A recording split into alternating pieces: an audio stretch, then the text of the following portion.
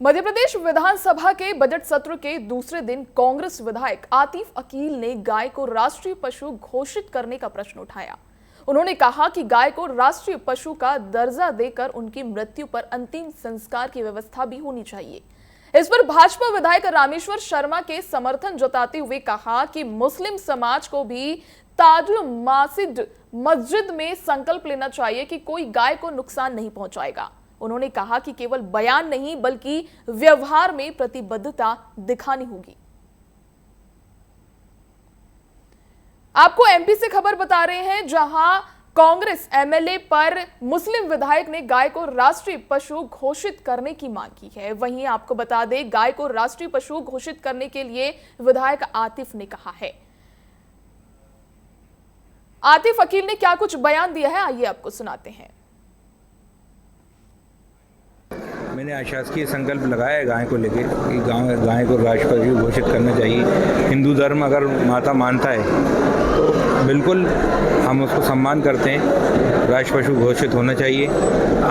अगर डेथ हो जाए तो अंतिम संस्कार भी हो, और चमड़े का व्यापार, इस चीज़ का व्यापार भी बिल्कुल बंद होना चाहिए। इसके लिए 2017 में मेरे फादर ने भी लगाया था, और उस टाइम भी भाजपा की सरकार थी और बहुमत के कारण वो संकल्प पारित नहीं हुआ था। तो आप सोचिए, कथनी और करनी में बहुत फर्क है। इसीलिए तो संकल्प बनाने।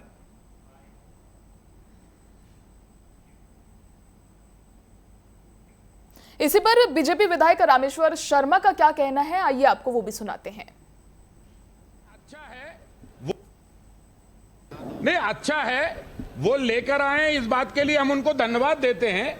लेकिन उनसे प्रार्थना करते हैं कि जरा मुसलमानों को मस्जिद में जाकर एक संकल्प प्रस्ताव वहां भी पास करा लो, तो गाय अपने आप राष्ट्रीय पशु घोषित हो जाएगी। गौ माता, आखिर गौ माता को काटने वाला कसाई कौन है?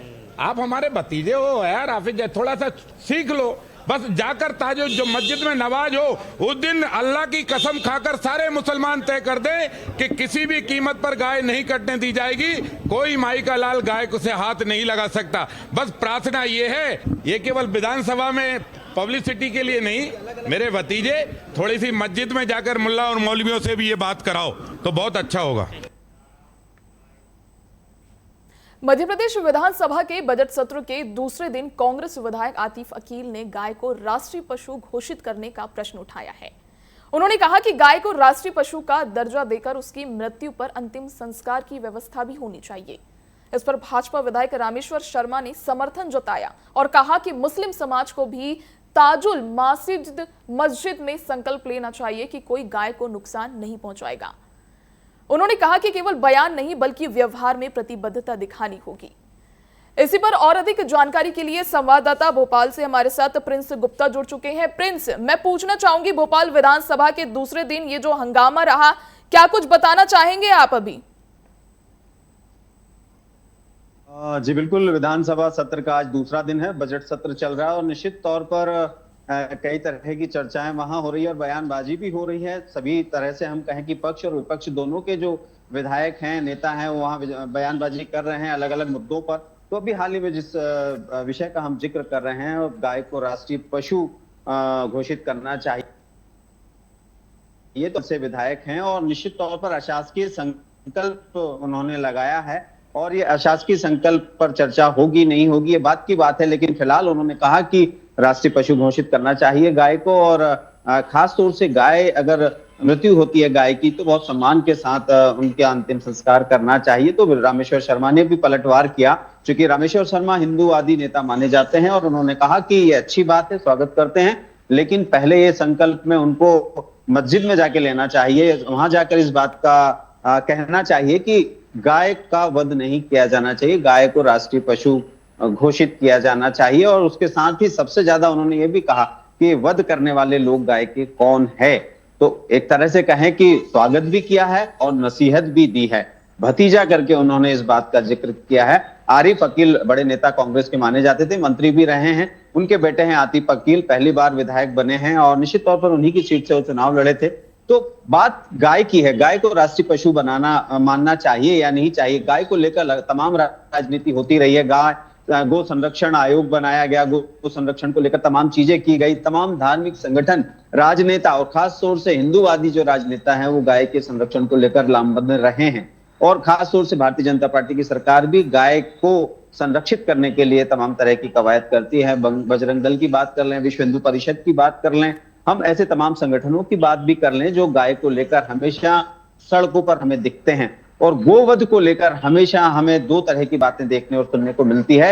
एक और कसाई खाना है जहां पर गोवध किया जाता है, एक केरल की बात करें जहां गोमांस खाया जाता है, वो सवाल भी लगातार उठता रहा है। इस बार वहां पर भी केरल में भी पहला मेयर बना है भारतीय जनता पार्टी का, और निश्चित तौर पर कुछ पार्षद है जो कुछ दिन पहले ही भारतीय जनता पार्टी के कार्यालय आए थे और मध्य प्रदेश के भोपाल राजधानी में कई जगहों पर घूमे थे कि कहां किस किस तरह से भारतीय जनता पार्टी विकास कर रही है। तो केरल में जब दस्तक दे रही है भारतीय जनता पार्टी और गो संरक्षण को लेकर तमाम बातें होती है, गो संवर्धन को लेकर तमाम बातें होती है, और मध्य प्रदेश के मुख्यमंत्री भी यादव हैं, निश्चित तौर पर गो संरक्षण और गो संवर्धन के लिए वो आगे चढ़कर बात करते हैं। गौशालाओं को लेकर तमाम तरह की चीजें होती रही है।